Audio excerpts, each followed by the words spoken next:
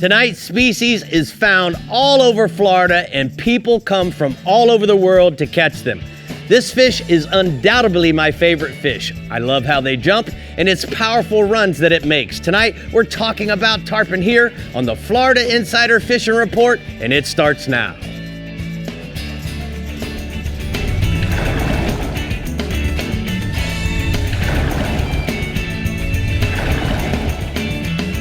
Welcome to the Florida Insider Fishing Report, presented by Yamaha.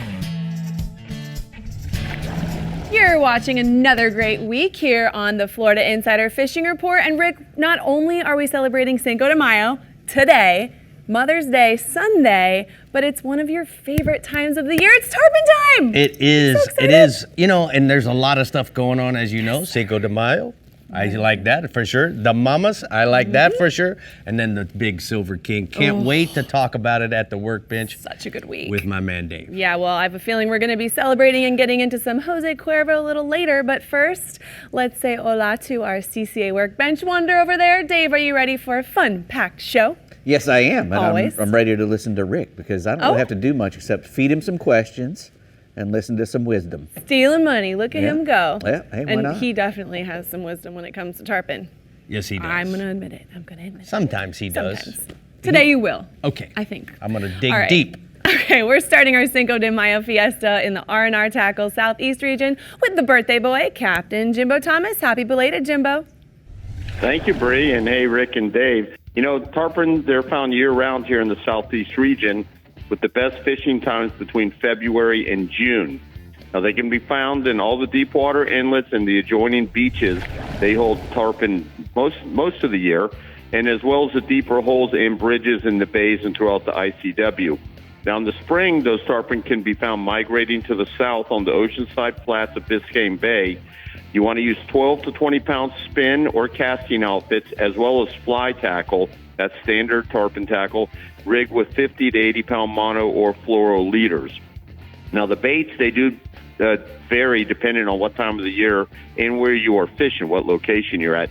Live mullet, pinfish, shrimp, and crabs, those are some of the most popular baits, especially if you're fishing in the deep inlets. And then you can also use bucktails and jig and bait combos, swimming plugs and lures, as well as the live baits work great when you're fishing in the bridges of the ICW and also on the oceanside beaches. Now, if you're using live baits, be sure to use circle hooks since there's a strictly catch and release fishery. And the evenings and early mornings on the outgoing tide are typically the most productive. Now, Government Cut's been holding a lot of them. I've been seeing them rolling like crazy on my ways in and out from my charters every day. So that's a great place to go look for these tarpon. Now, staying inshore, the fishing for the sea trout has been the best that we've seen in quite a while, fishing on the grass flats from Rickenbacker Causeway north to Oliver Inlet.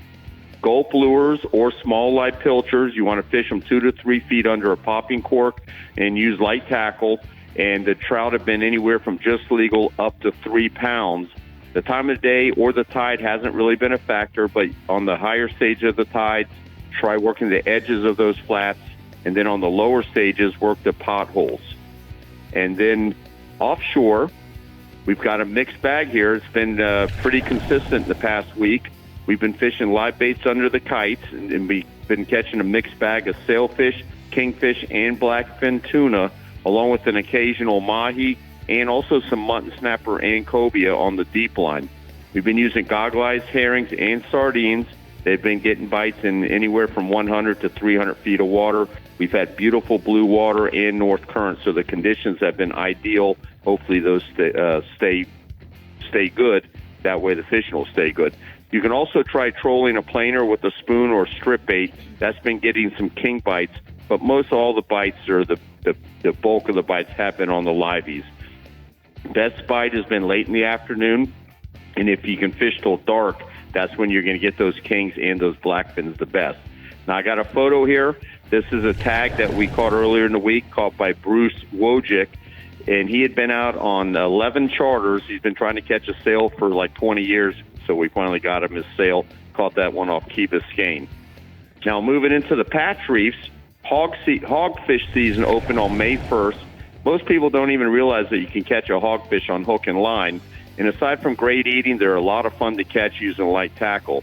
What you want to do is get a few dozen live or fresh shrimp and rig a 12-pound spinner with a 2-0 hook and a 1/2 to 1 ounce egg sinker, which is your basic knocker rig. Or you can use a 1/8 to 1/2 ounce jig head. You want to fish over hard bottom with fans and ledges or the patch reefs, and that's what I like to fish, the patch reefs down south of Fowey Light, anywhere from 15 to 25 feet of water, but you can go out as deep as 50 feet or even deeper. You want to get anchored up on that good bottom. And I like to, when I go out on my bay boat, I use my Rodan trolling motor and I put it on anchor mode, and that way it makes it real easy to fine-tune your anchoring position if you're not where you want to be the first time. Now, I don't recommend using any block chum, but instead throw a couple of handfuls of chopped shrimp, and you want to fish the outskirts of the reef versus right on top of it. You'll be hanging bottom every time if you fish right on top. Fish your live or dead shrimp in the areas of that shrimp chum that you threw out, and you're going to catch a lot of assorted snappers, grunts, and porgies, but eventually all that action is going to attract some hogfish. On Sunday, we caught 5 hogfish, along with a lot of snappers and grunts and all the other good stuff. A lot of fun on light tackle. And what happens when the action starts to slow, you just pick up your anchor and move 100 yards, 200 yards to the next patch reef for a good piece of bottom and do it all over again. You can have a great day of patch fishing. Now, I got a photo here, and this is a really nice size patch reef hogfish caught by Bill Dieterle the other day. All right, bud. Thank you so much. Great report. Appreciate zipping out to the hogfish grounds. We're going to go ahead and take a look at what are we smoking fish strip. Hot spots from the southeast region. Inshore, look for nighttime tarpon and snook using live or artificial baits in your local inlet. And then offshore, fish live baits in 100 to 200 feet of water for a mixed bag of sailfish, blackfin tunas, kingfish, and mahi. All right, Rick. Well, next up, we're bowing to the Discover Crystal River Northwest region, where it's Captain Jeff Hageman's time to shine. Tell us about your pride and joy, Hag. Tarpon fishing. I love chasing silver kings. One of my favorite fish to chase. I pretty much spend 3 months out of the year fishing for them every day. You couldn't ask for anything more. Rick mentioned this earlier in the lineup, but they make big jumps, gill rattling head shakes, drags, screaming. You couldn't ask for anything more.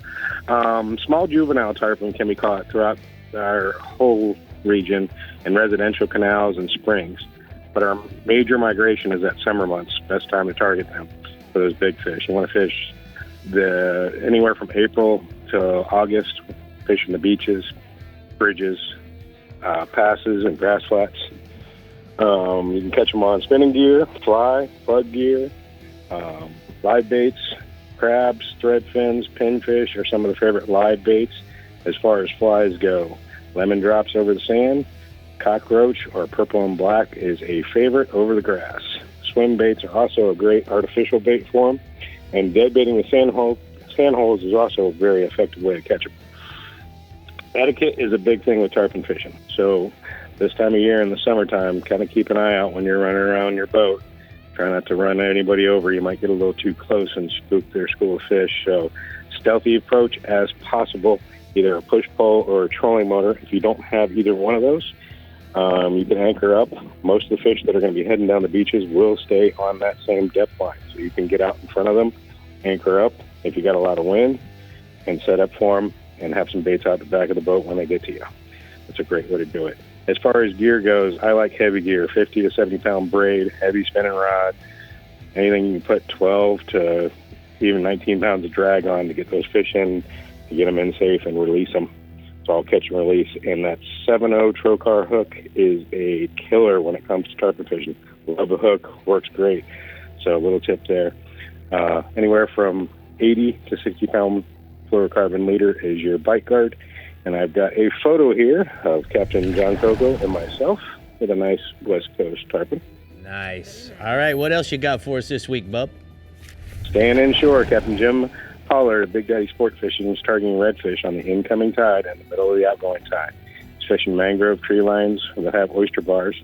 His bait of choice has been cut threadfin herring or cut scaled sardines, unless the redfish get fired up on the live bait. So every now and then, put a little bat full of chum out, see if you can get them fired up. You get them fired up on those live baits, they'll switch over them to them pretty good, and you can catch multiple fish. 25-pound fluorocarbon leader, and a 4-aught circle hook. And I love this photo he turned in this week. A couple of young anglers with Captain Jim with a nice little redfish. I love the little brother awesome? going, yeah, boy, you caught a redfish. Good job, bro. All right, let's keep rolling. What else you got for us?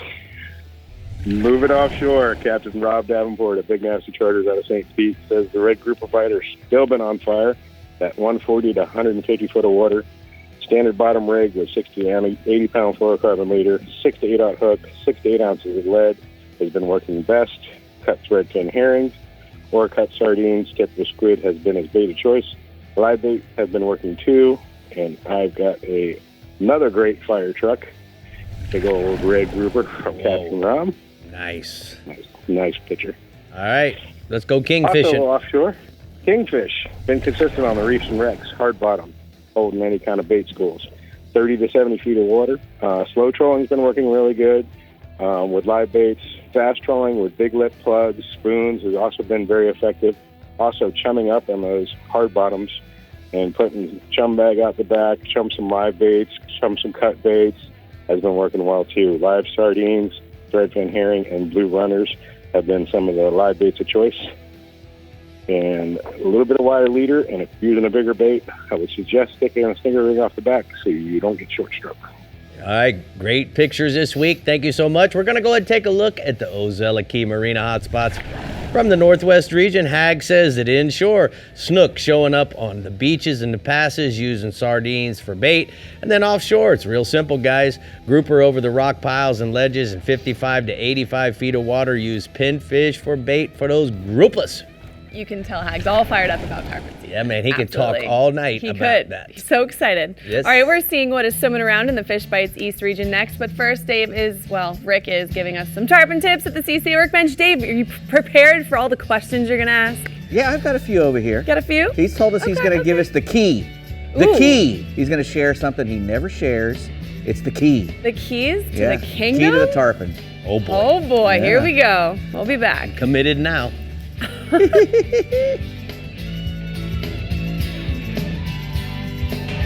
The Florida Insider Fishing Report is brought to you by Yamaha. Reliability starts here.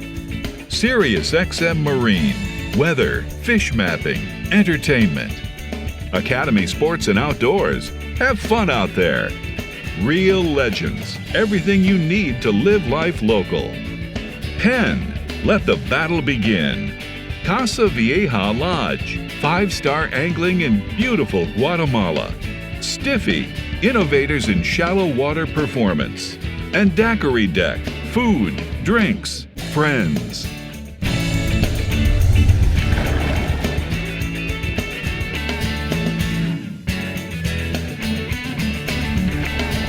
Dave, we're here at the CCA Workbench. It's time for the Academy Sports and Outdoors Rigs and Techniques, as you know. My easiest day ever when you're talking about tarpon. Because I don't know nothing about tarpon.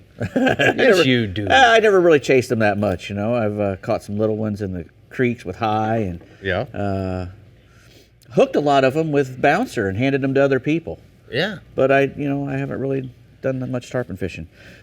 So I came to you about this, and I said, hey, man, if I went down to the Keys and wanted to go under a bridge or anchor up somewhere and try to catch them, I thought the easiest way instead of out trying to stalk them down with a fly or something. Right.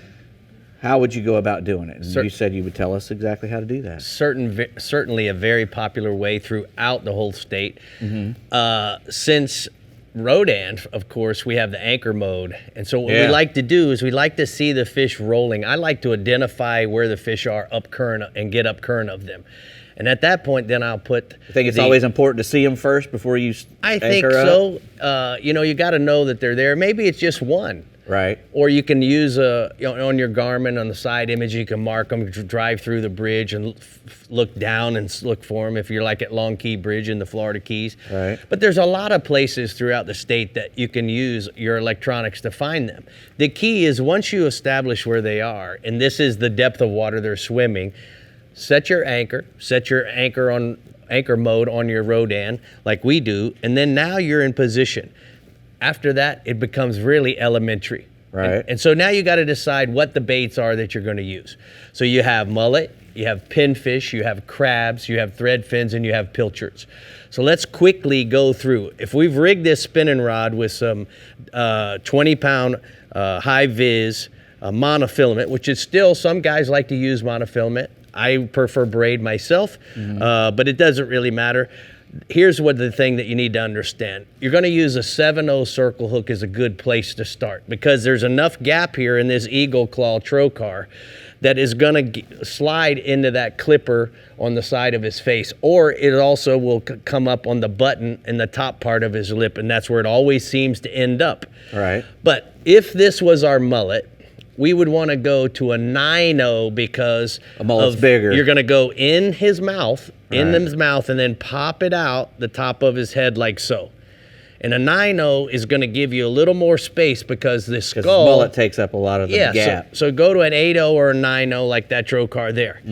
If it's a thread fin or if it's a pilchard, Dave, what we're going to do is we're going to go through the side of his nostrils like so. And then he's going to be able to swim with that. And now it's also swimming. It actually is through his nostrils and allows him to swim freely. The little 7/0's a lot lighter for those baits, too. That's correct. You can go to a 6/0 if it's a pilchard, because a 7/0 is a big wire hook. The wire on a 5 and a 6 is the same size. A 7 and 8 and a 9 is the same size. I gotcha. All right. So once we've established that, one last thing. If it's a pinfish, you want to hook him right in front of the dorsal fin like so and pop it out just like that. So it's not in it, it's more in his shoulder. And the reason why this works so well is a pinfish by nature wants to dive to the bottom. Now, how do we eliminate him from getting to the bottom? Really simple. We're going to cork him. We're going to use a cork to keep him from getting in the bottom. So let's convert over to our conventional rod. It can use a spinning rod or a bait casting rod, in either case fishing live baits. All right, so if this is our pinfish, we're going to go in his shoulder like I just showed you. We're going to come out the top like so. But then if you zoom out here, we're going to have, I use 5 feet is a good number, because if you're fishing in 8 feet of water, this pinfish is going to be digging and he's going to be trying to get down. And you can use a cork for all of the fish that I talked about. I don't usually use one on the mullet because the mullet stays on the surface and you get those real explosive bites. For sure, you're going to use a cork to keep that crab from getting in the bottom. You're going to hook the crab in the corner of the mouth. I mean, in the corner of his point. On the point, exactly. Now, I said I was going to share something with you guys. Here's what I'm going to tell you, the key. If you're anchored up, let's say we're anchored here and we're facing down current. Dave, here's what's so important. I want to throw as far as I can at 9 o'clock to the boat, and I want to throw as far as I can at 3 o'clock. So now what I've done is I've essentially, like in offshore world, I'm creating an outrigger. 2 outriggers out there. The key is to keep the line going. Keep free lining. Even though you're going to get a bow in the line, if you stop letting the line out, Dave, what ends up happening is it's going to end up straight behind the boat, and that's going to eventually happen anyway. But you can let that cork go out, 100 yards, 120 yards. You keep giving it free spool, it'll keep going down that line that you cast. Exactly. And then that way, it's straight behind the boat. Once they're back behind the boat, here's another thing, and then we'll quit here. You want to reel it back slow because you haven't fished that. You haven't fished from the cork where they ended up to where they get back. You get a lot of bites on the retrieve as long as you're reeling slow and your bait's not skipping on the surface. There you go. Well, there you have Maybe it. I should go tarpon fishing, seeing how I know everything. Well, you just, when I get back in the boat, you'll be able to go. All right. All right. Rick, you keep going for hours on that, couldn't you? I could. Hours and hours. I think I need a margarita now. You do. You really do. All right, in the Fish Bites East region, tarpon are starting to migrate north along the beaches, but the best action is taking place in the inlets, so let's chat with Captain Mike Holliday to get more info.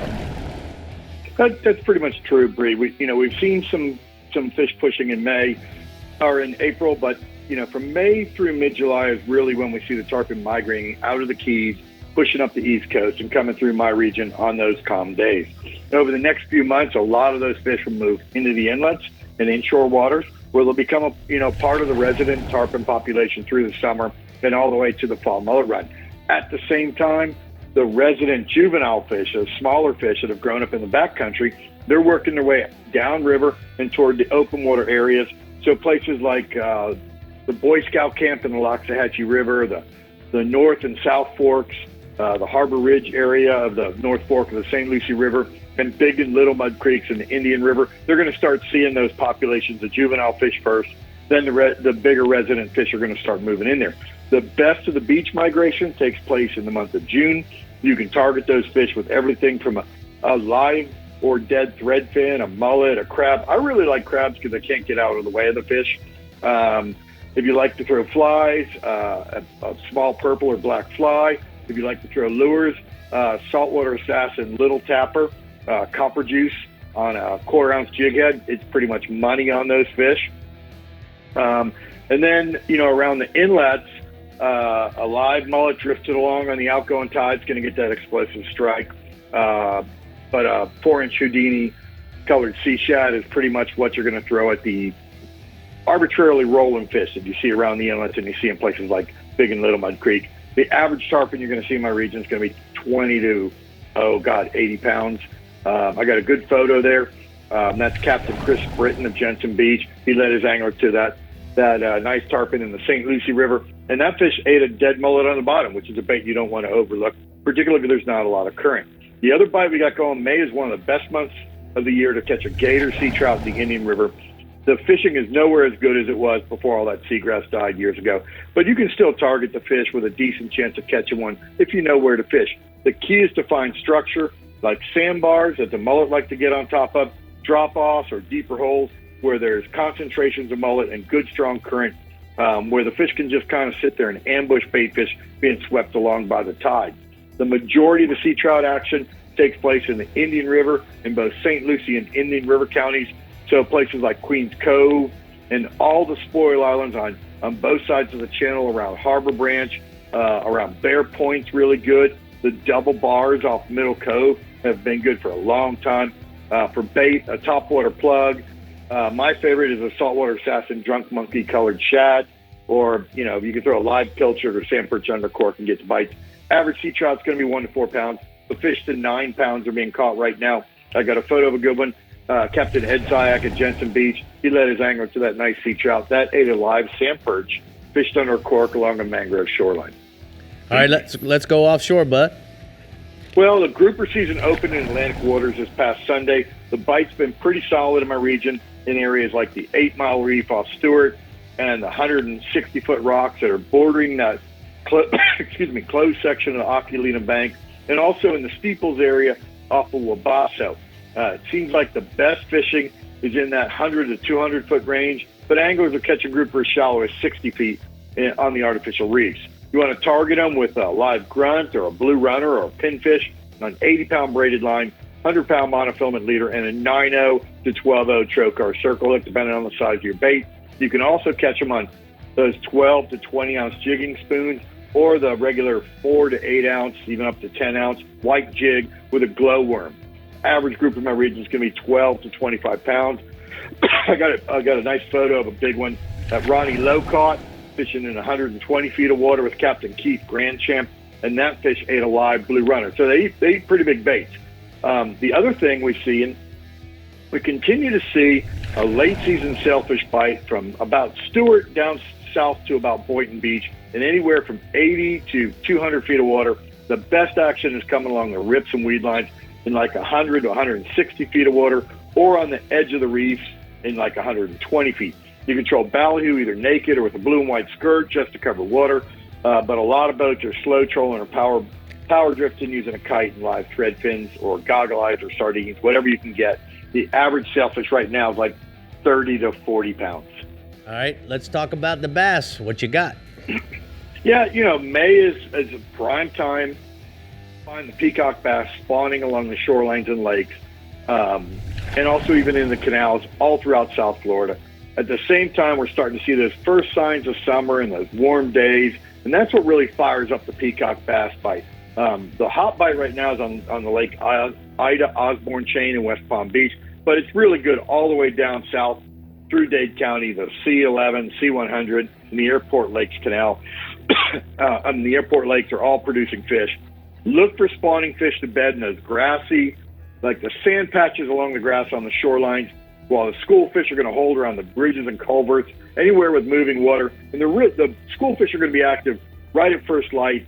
schooled up, and then they're going to kind of dissipate and move along the shoreline drop-off. Peacock bass, the thing you want to remember, they're fish eaters, so you want to target them with bright-colored lures, like a fire tiger-colored bass assassin 4-inch shad, or a small topwater prop bait, or small gold lip plug. You can also throw bright-colored jigs or flies, and a live shiner or a live shad is pretty much always going to get the bite. Fish around the docks or anywhere that has shade around that Ida Osborne chain. Peacocks are super aggressive, so if you miss a fish or see it flash on a bait, you throw it right back to the same spot, and they'll usually bite again. Average peacock right now is 2 to 3 pounds, but fish to 5 or 6 pounds are pretty common. And when they're spawning, we should start seeing even some bigger ones. All right, thank you so much, Mike. We're going to go ahead and look at the T&H Marine hotspots from the East region. Mike says that inshore, the tarpon in the mouth of Big Mud Creek, live mullet, or 4-inch Houdini colored sea shad at dawn or dusk is going to work for them. And then offshore, kingfish on the reef and 90 to 120 feet of water off of Jupiter Inlet.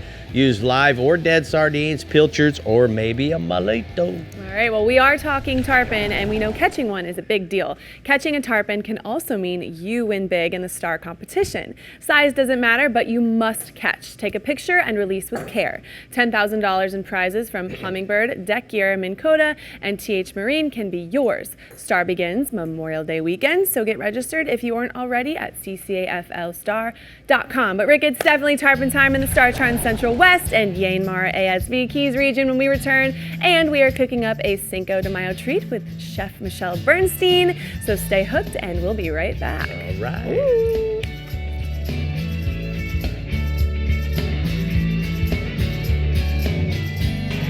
The Florida Insider Fishing Report is brought to you by Power Pole, Total Boat Control. Berkeley, your fish, our science. Bahio Sunglasses, blue light blocking, radically clear lenses.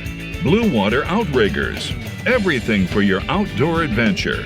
R&R Tackle, from our tackle box to yours. Florida Coast Equipment, your local Kubota dealer. Coast to coast, we've got you covered. And Garmin, plot your paradise.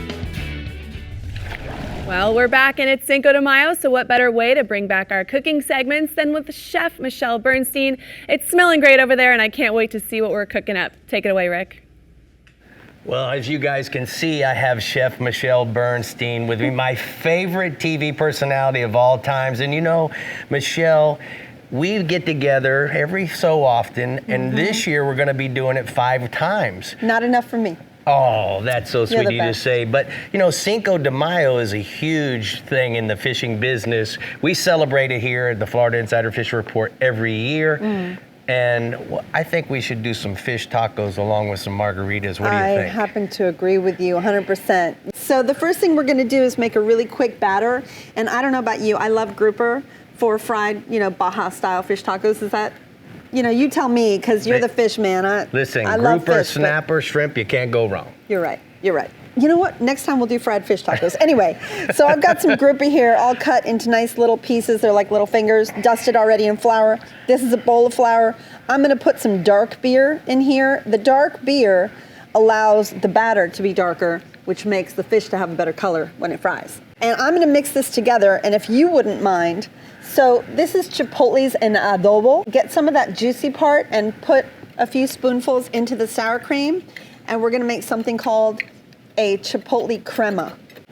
So what I'm going to do is... Does that look like that's the right color? That's beautiful. Okay, it's perfect. All right. Okay, so I'm going to go ahead and just dip that right in, just like so, and then add it to the nice warm oil. So this oil is a vegetable oil. You never want to use oil that has too much flavor. So Michelle, let me Tell me. ask you, along with the fish tacos we're going to have, what else are we going to have? So this is a taco, so that's all we're going to have. Now all these things in front of you go with the fish taco.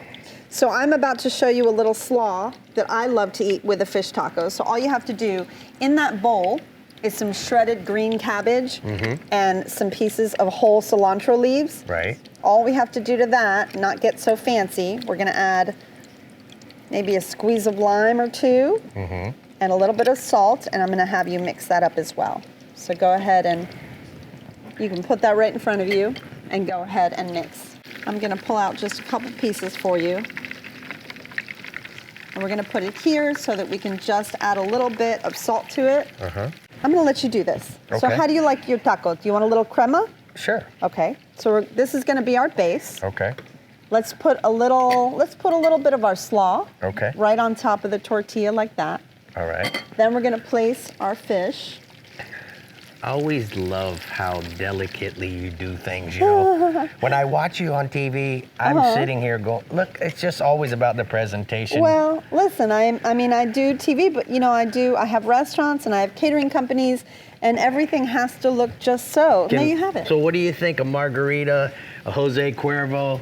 I've already pre-salted. You know I'm married to a Mexican, right? No, I didn't know that. Oh, yeah. I didn't know that. Tequila and mezcal are really big in my house, but Are they? tequila especially. Did you know that Jose Cuervo was started in 1795 by the King of Spain? I actually do. And it's the oldest and the #1 selling tequila in the world. And delicious. Yeah. Well, here's Salud. cheers. Thank you so much. Feliz Cinco de Mayo.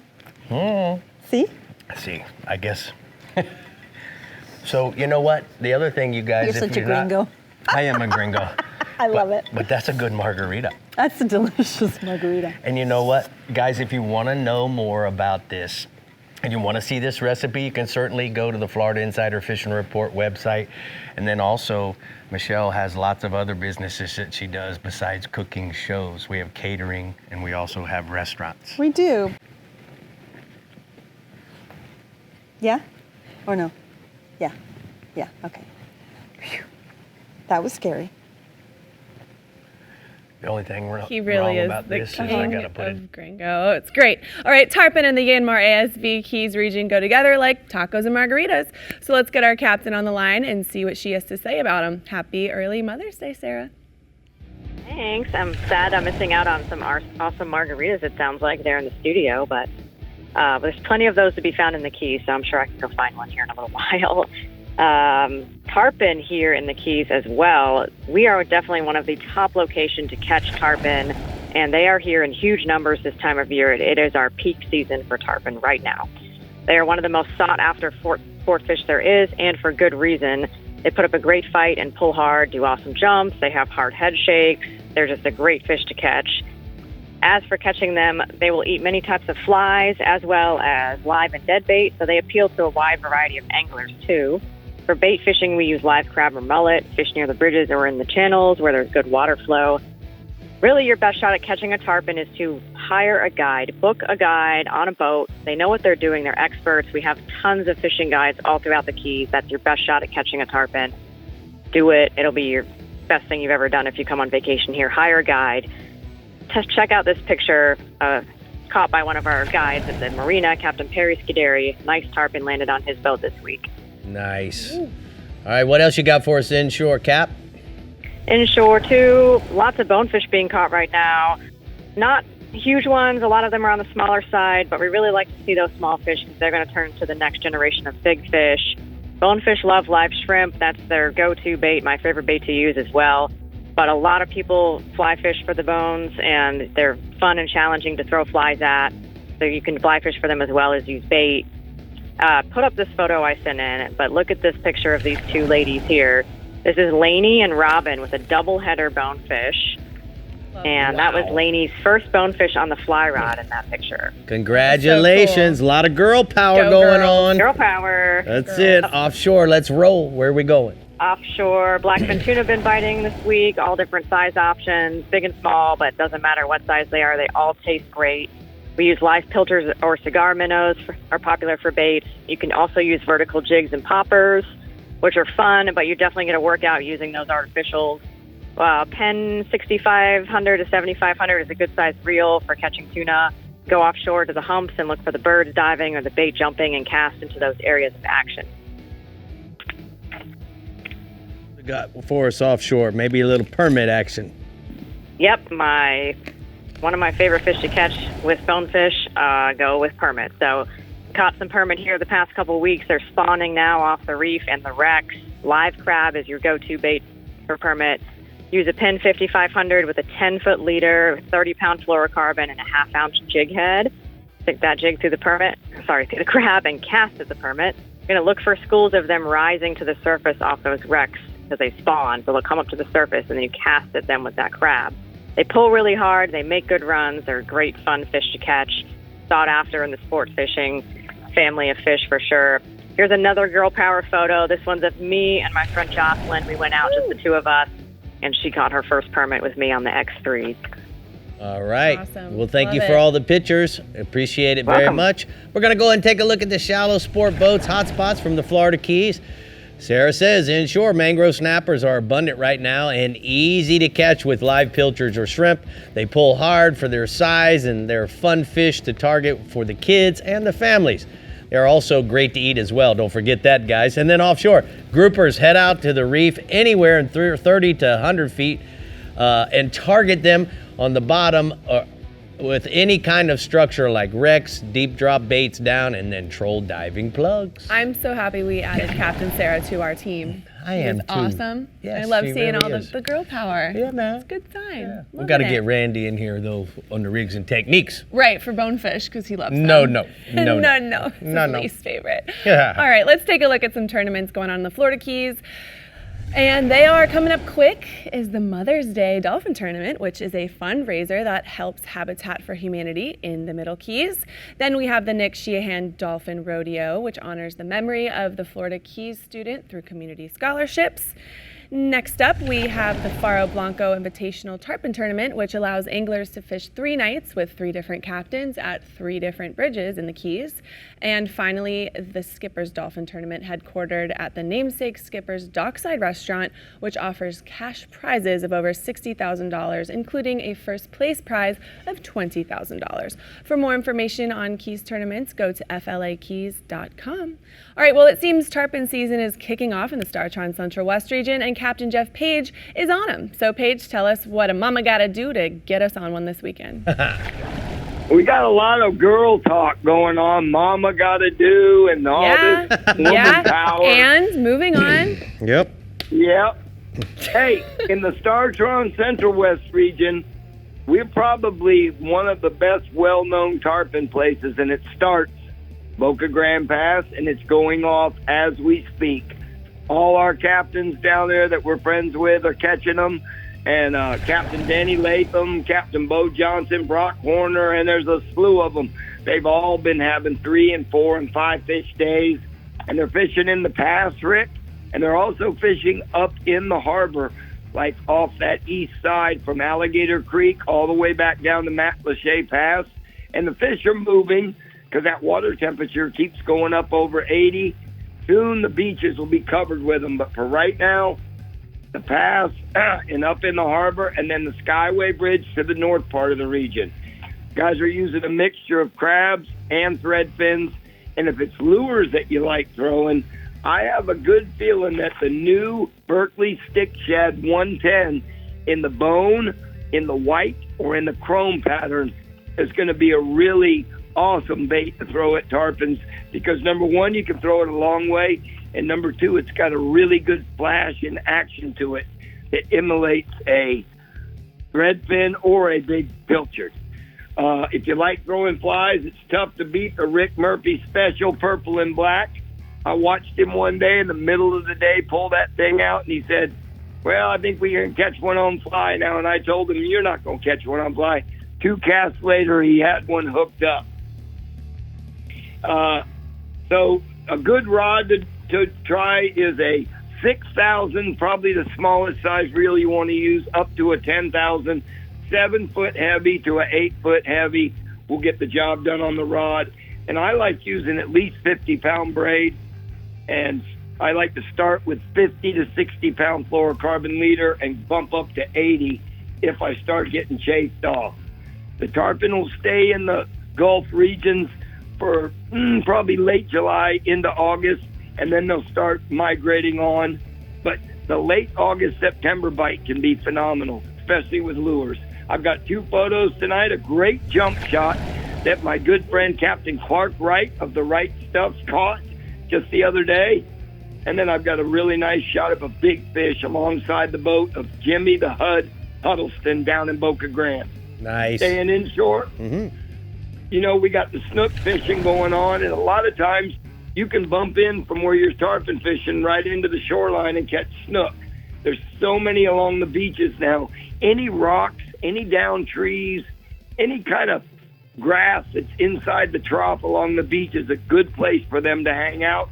And you got to go ahead and put your time in and do a little homework, and you will find these fish. And then when you do, you go back and you stay off them as far as you can.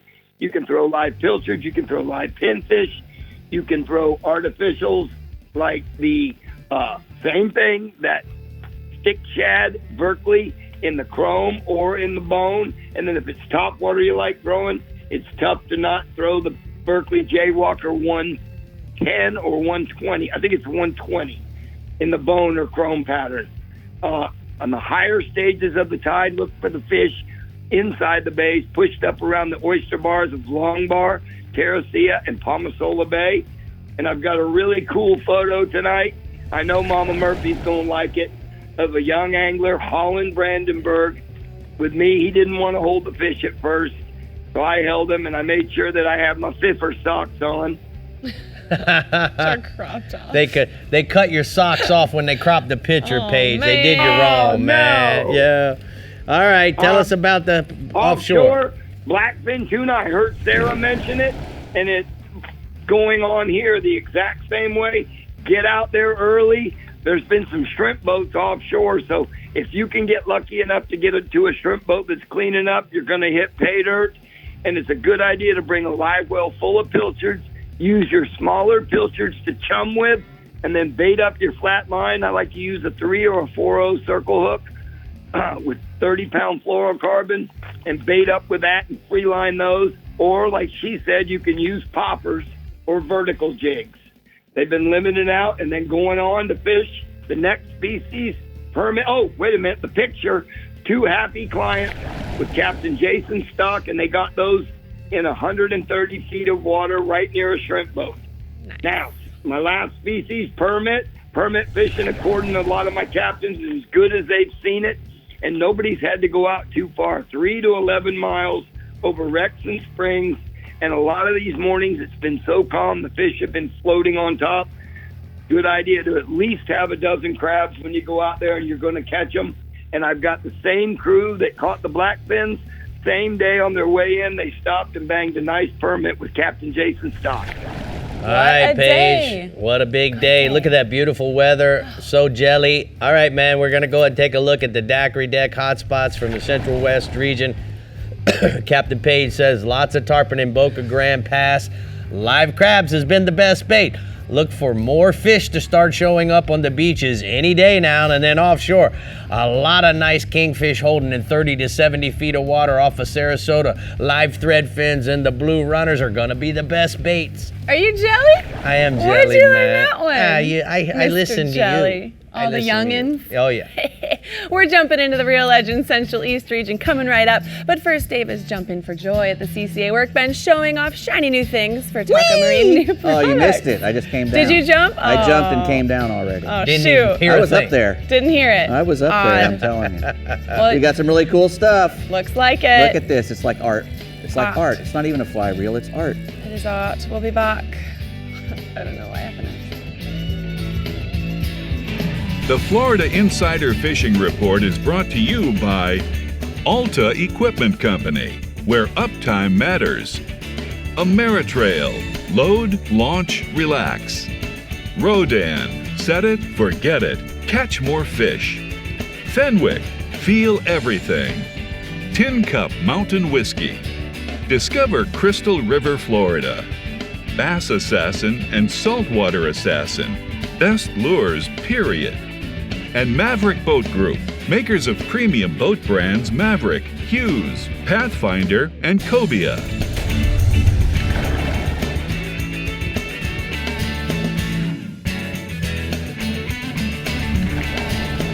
Well, we're here at the CCA workbench, and we're going to troll the edge with Taco Marine. Dave, what are we talking about tonight of the new products? Well, we're going to start off there with the Mr. Crappie Bait Blaster.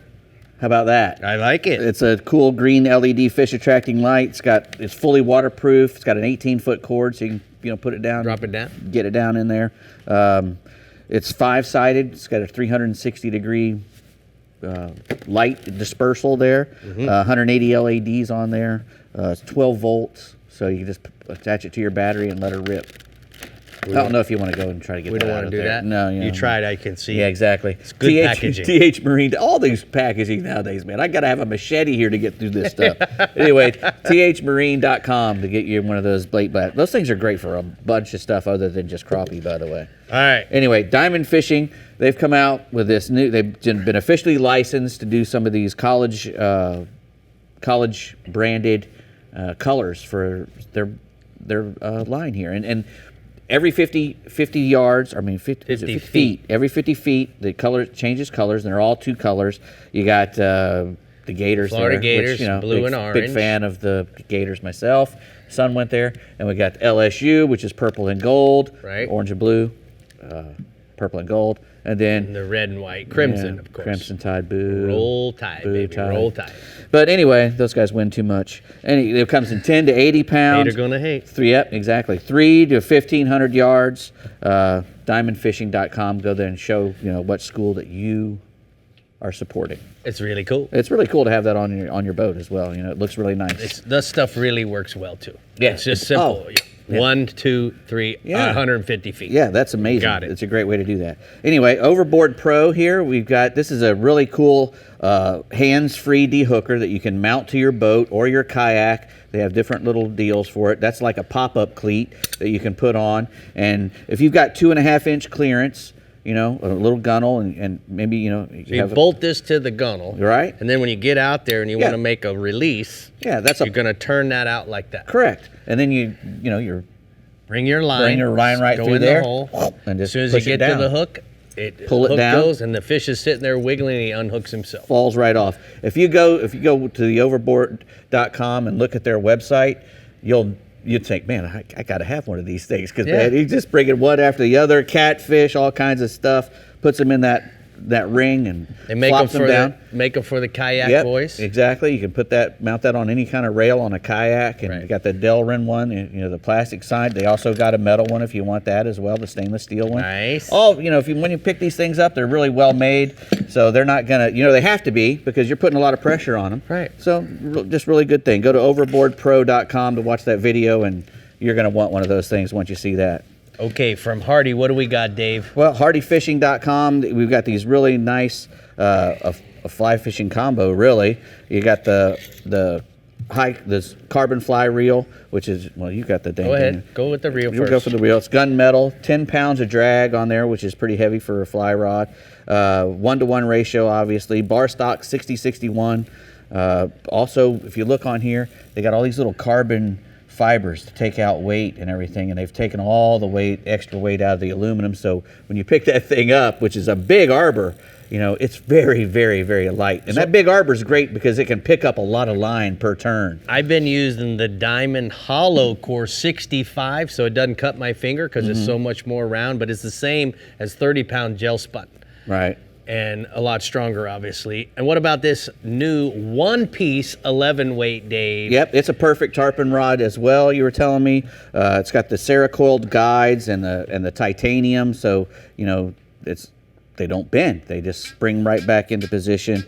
Really, this is a fast action. 8'10", right? Not 9 foot. Right, and it's got a nice 4A cork on it, It's a high-performance saltwater fishing rod. It's made to catch big fish. It's got a really nice bar stock aluminum reel seat, high-grade anodization, so it's not going to rust on you if you take good care of it.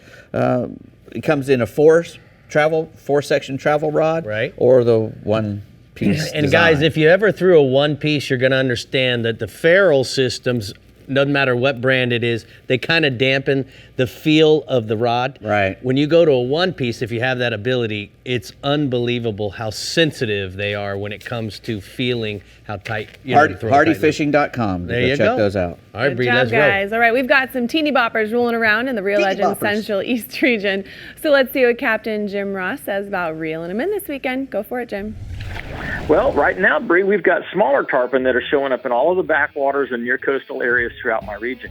Captain Mike Mann of Fat Fish Guide Service up in New Smyrna she's been on a tear with them. He just started fishing with them for this week, and he's already put 4 to the boat, and he's jumped a bunch more. So they're feeding pretty good right now.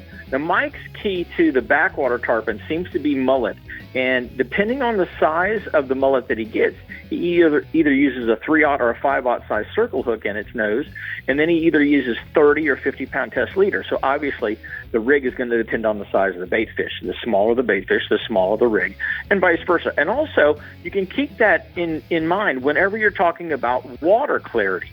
When the water's cleaner, say on an incoming tide, a little bit lighter leader, a little bit smaller hook typically works better. But the main thing is, like Rick was saying earlier, you want to see the fish rolling. You want to get up current of the fish, and then let your bait fish swim down, down through them as they're sitting in their feeding lanes.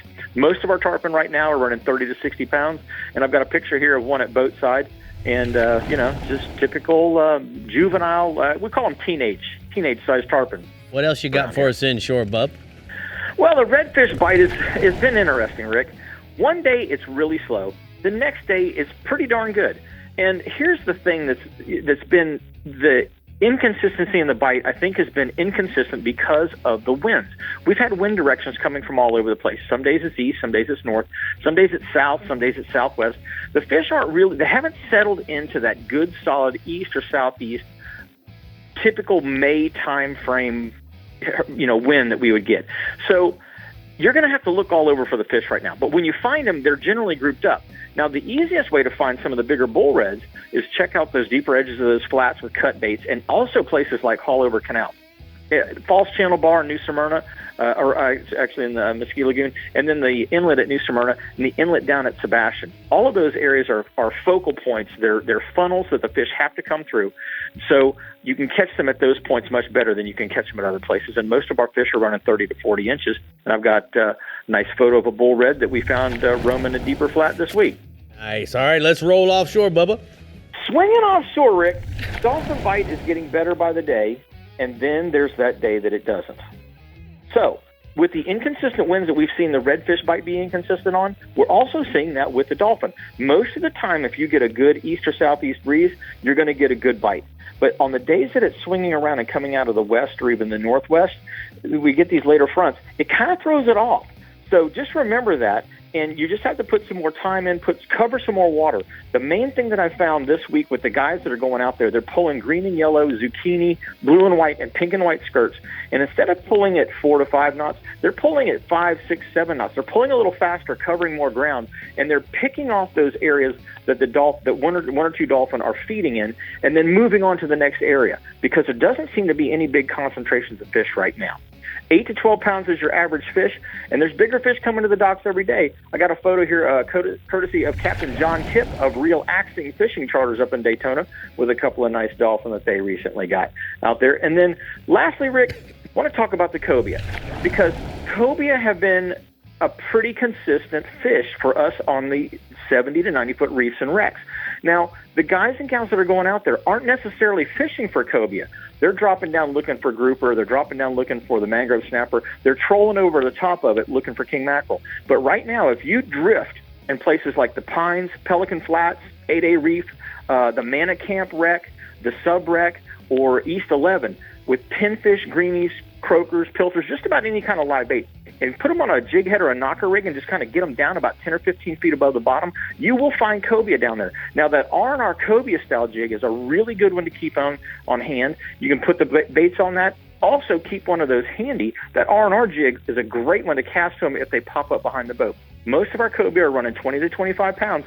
Some of those fish are larger, and I've got a picture here of Tom Pritchek that was out with me the other day with a nice cobia that he got on a live greenie. Good advice. Thank you for all the little cute tips we had this week, bud. We're going to go ahead and take a look at the Rodan Marine Systems hotspots from the Central East region.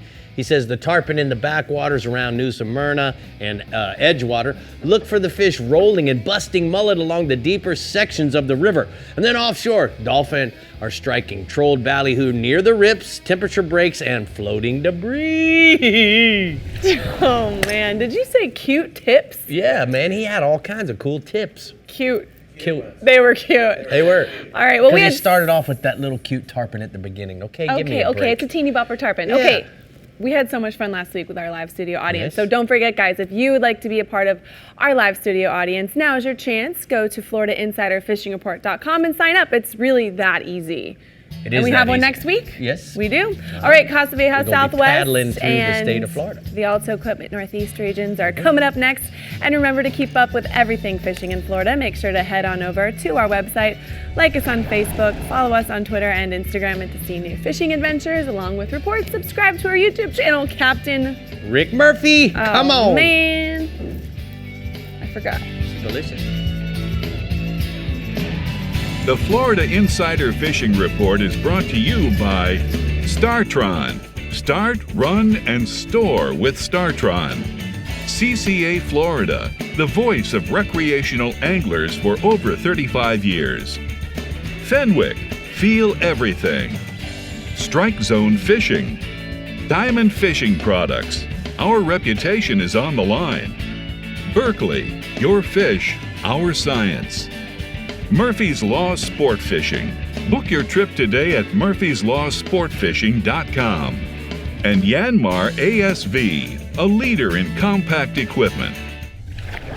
We're welcoming you back with the Costa Vieja Southwest region and all of Captain Ron Houston's tricks of the tarpon trade right now. So, Ronnie, let's see what you got. Well, Brie, always a pleasure being here. I don't know about tricks, but I'm going to do something a little different tonight and talk to you about what's going to happen and what's going on now. And you follow the instructions I give you, you should be on your way to catching tarpon. You know, they're mostly targeted on the inshore side throughout the whole region. Now, what's coming up is you can catch them in the backcountry waters where the water is tannin, and that is generally good when we have a lot of rain and we're starting to get it. And you want to target those areas around feeder creeks or spillways. You can also target intercoastal docks and seawalls. And I strongly recommend doing that at night, especially around the areas where there's lights, where there's current on the edges or the mouths of the canals. But right now it's the primary time presently at the beaches and passes throughout the whole region of Marco, all the way up to Stump Pass. And you want to concentrate your efforts right now from the beach line out to about 20 feet is where you want to be if the weather is good. Remember, if the weather is good. The weather this weekend, we're going to have some southwesterly winds up to 25. I don't recommend it. So your north, your east, your southeast, moderate winds, any one of those three combinations, that's where you want to be in those areas.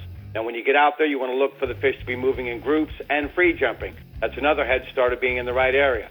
Get ahead of these fish and let them come to you.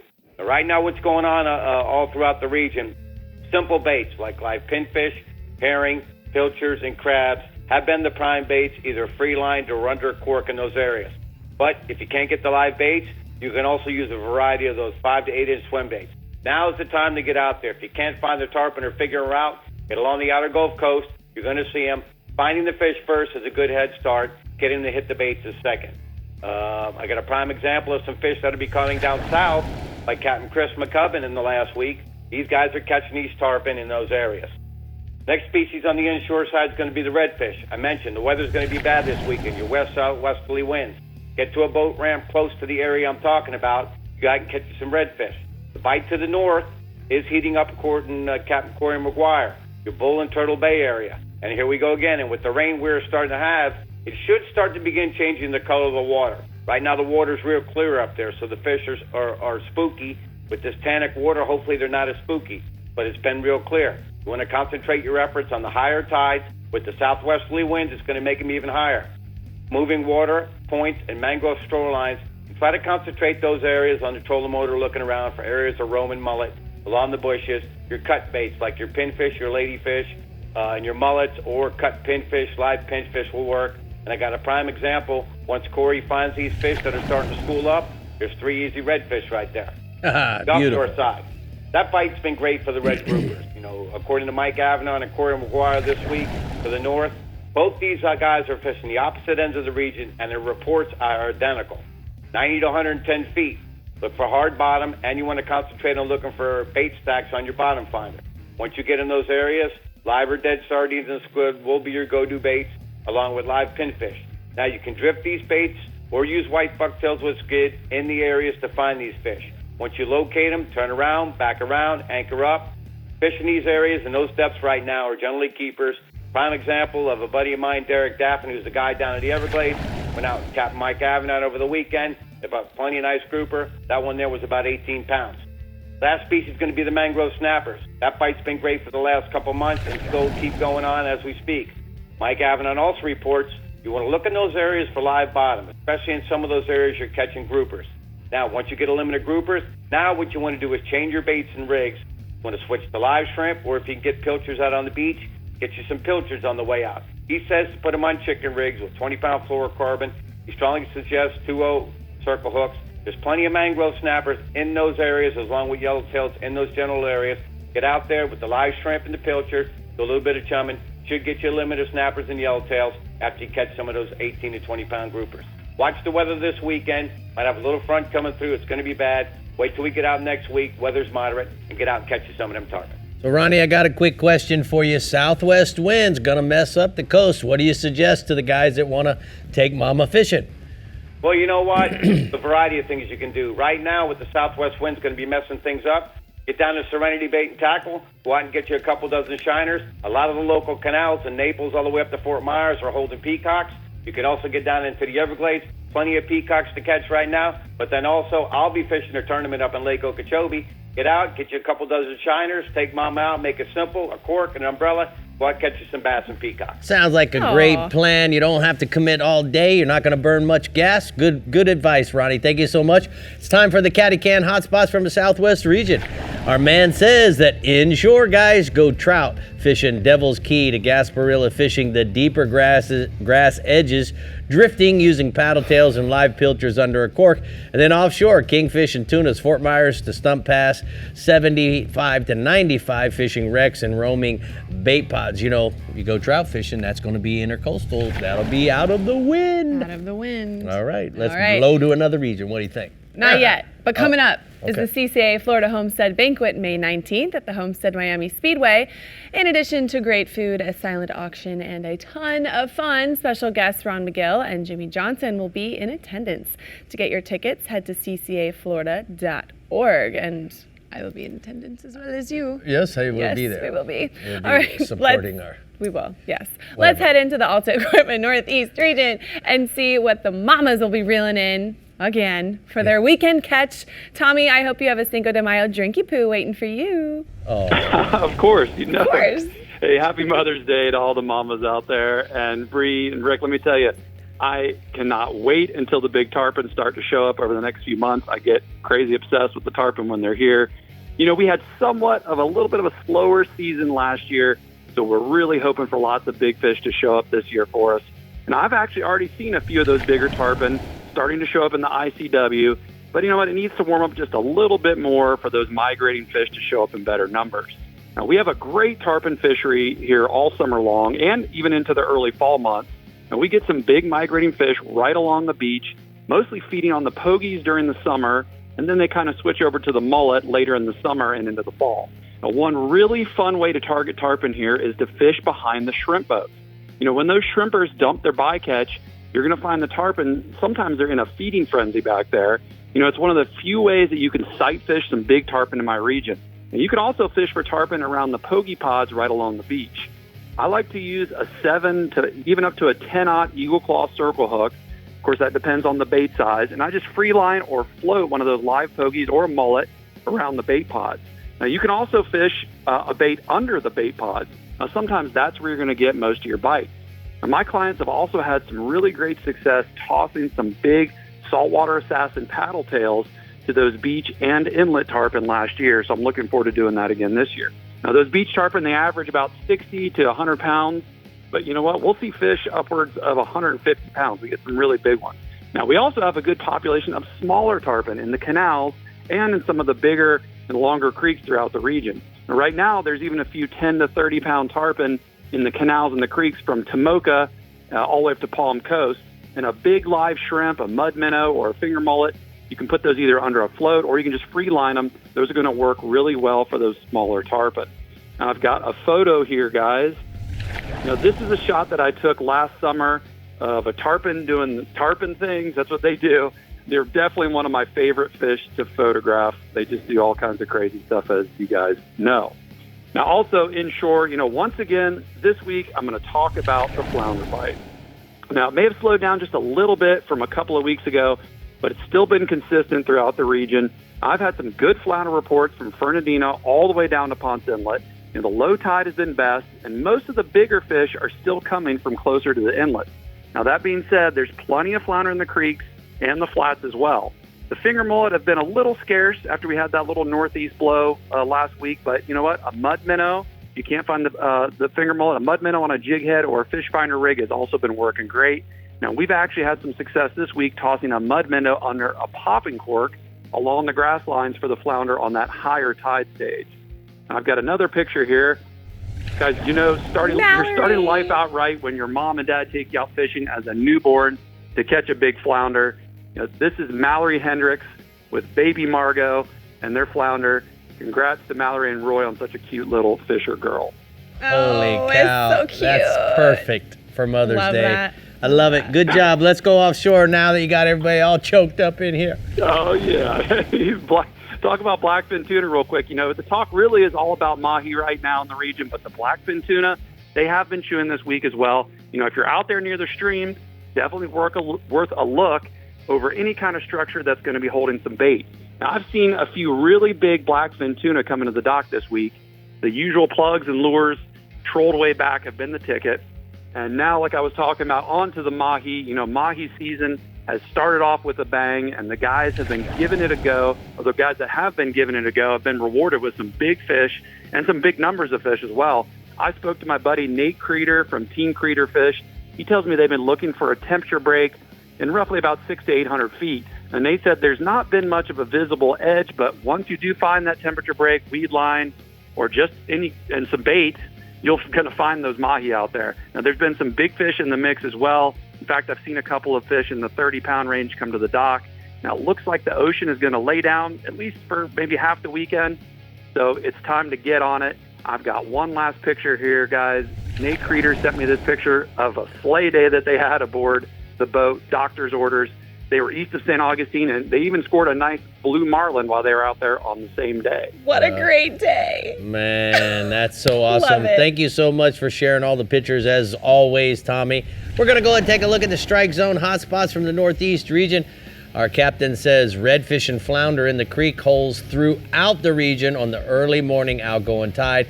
Drag a mud minnow or a live shrimp on a 1/4-ounce saltwater assassin jig head through those deeper creek bends. And then offshore, mahi in 600 to 800 feet of water. Look for the good temperature breaks. You saw all that? Oh, Come on, that man. is like my dream. Plus the blue marlin. Oh, Well, man. imagine why that blue marlin was there. I can only He imagine. was at the Golden Green Buffet. The Golden Green Buffet. That's I it. like it. All right, the Garmin Panhandle region is last on our list of destinations today, so stay tight, stay hooked, and be ready to bow to the Silver King when we return, only on the Florida Insider Fishing Report. You're paying attention. Look at that. Ooh, we got some ASV. new equipment. Love it. We'll be back. The Florida Insider Fishing Report is brought to you by Yamaha. Reliability starts here. Shallow Sport. Penn. Let the battle begin. The Florida Keys and Key West. Come as you are. The IGFA. Every fish, every water, every angler since 1939. Island Lures. Tournament Tackle. Sportsman's Adventures with Captain Rick Murphy. Fishing for adventure. And Taco Marine. Troll the edge.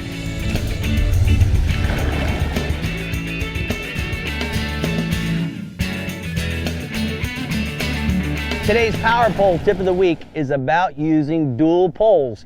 Now guys, I love the fact that with dual poles, I can create total boat control. Now when I approach a dock, or if I approach a point or an oyster bar, everything is in the angle of my cast in most fishing conditions. So what I try to do is understand exactly the presentation that I want to make with my lure and set the boat up by so doing that. So what ends up happening is we can approach a dock, we can approach that oyster bar, and I'm going to put the boat so that I can compensate for the wind as well as the current. And dual poles allow me to do that. Most of the time, if you have a single pole, you're always going to drift down current or even downwind, or the wind might blow you across the current. So you don't have the total control that you have with duals. So keep that in mind, that with duals, you're going to have the total boat control, and that's today's Power Pole tip of the week. Those are some good tips, Rick. Yeah, man. Yeah, man. Thank you. Good job. You know it. Single versus double. You always got to have two. Two's better than one. Thank God I don't have two co-hosts. Okay. I wouldn't know what to do. Thank God. Thank God. Only you. All right, the anticipation for tarpon season is growing in the Garmin Panhandle region, so let's hear from Captain Pat Deneen on what we can expect in the coming weeks. Go for it, Pat. Hey, Brie, I tell you what, tarpon are definitely the favorite fish, inshore fish for me to fish for, and Murphy has seen how good our fishery can be. Most of our tarpon fishing is done late May through the end of July as the fish migrate along our Gulf beaches. A secondary fishery does occur in the bays late summer into October. The migrating summer fish, they're traveling east to west and are targeted from boats and piers along our beaches. On the piers, a white swim bait slowly and steadily reel across the surface. It's probably the most popular technique. Okaloosa Island Pier is well known for its tarpon fishing, but really all the Gulf piers have tarpon swimming past them during the season. Off the boat, I mainly live bait with herring, cigar minnows, redfins, and pilchards. To the east, around Crooked Island and Cape San Blas, fly fishing for them is very popular. The Gulf side, the tarpon can run from about 60 pounds up to true 150-plus pound fish. The fall bay fish typically run 20 to 40 pounds. And there's a photo of a nice fish we caught last summer off the beaches of South Walton. And that's pretty typical fish of what we're experiencing during the migration. Nice. Yeah, man. Once again, inshore, the pompano fishing on the beaches is getting the spotlight. In spite of some fairly rough surf conditions, the surf fishermen are catching an abundance of pompano lately. They're fishing from the beaches literally throughout the region. Anglers are catching their limits and often in pretty quick order. As always, sand fleas are the natural bait of preference, but more and more anglers are putting their faith in fish bites and being rewarded. Fish 2 to 3 rods from a sand spike, pyramid sinkers, and a 2-hook dropper rig. And there's a photo that Scott and Robin Young sent me of. They're from Panama City with a pair of nice pompano they caught this past week using pink fish bites and shrimp and crab flavors. And I was asked to ask you, Rick, all right, so the pink crab or the pink shrimp fish bites, you can't do go they wrong. Taste the same? No, they don't taste the same. Good but question, Pat. you can't go wrong with shrimp, bub.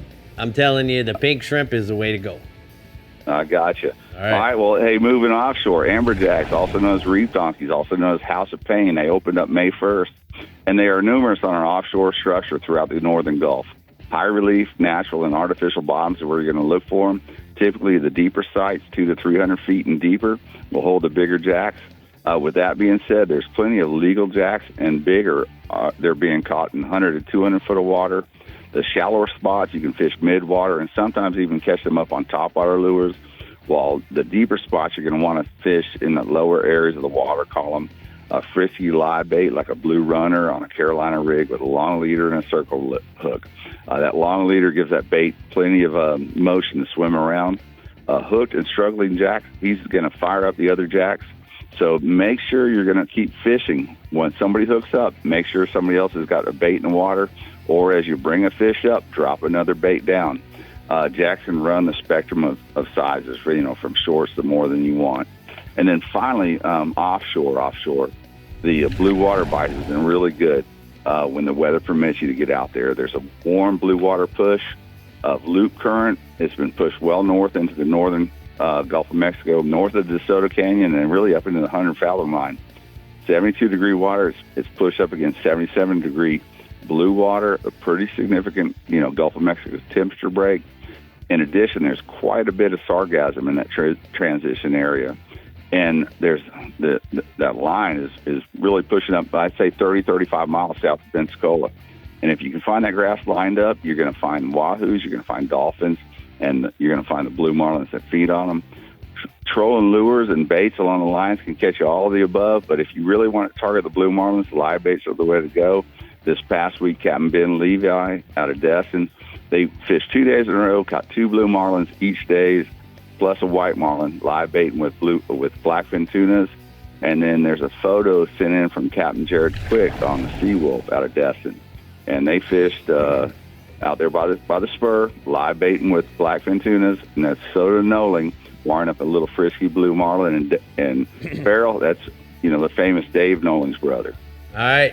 Thank you so much there, Pat. I know how you can find those weed lines. You can certainly go to SiriusXM Marine Fish Mapping.